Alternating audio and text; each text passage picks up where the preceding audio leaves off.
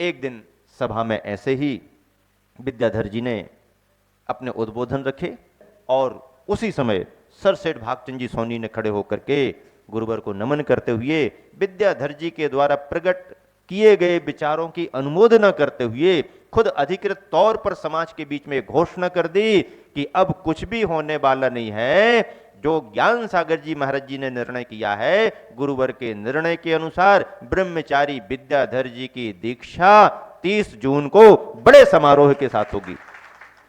अजमेर में तो खुशियां और तैयारियां का माहौल बन रहा था, लेकिन जैसे ही टेलीग्राम तार से मल्लप्पा जी के घर समाचार पहुंचा, मल्लप्पा जी के परिवार में शोक छा गया।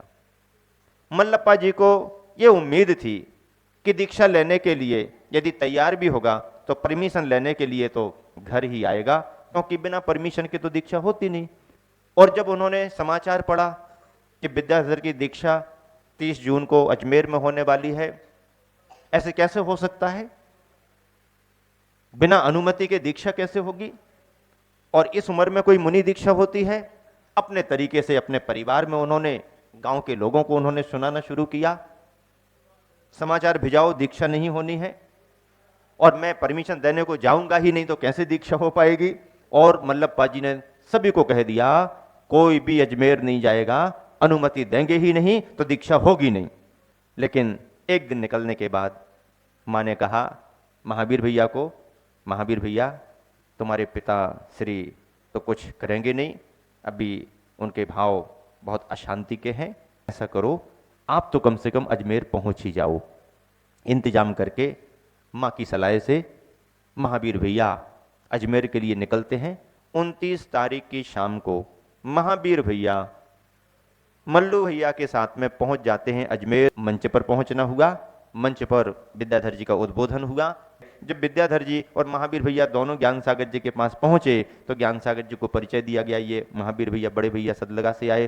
तो पूछा ज्ञान सागर जी ने क्यों आए, तो उन्होंने कहा विद्याधर जी को लेने आया हूं, विद्याधर को लेने आया हूं। माता पिता ने कहा विद्याधर को घर लाना है।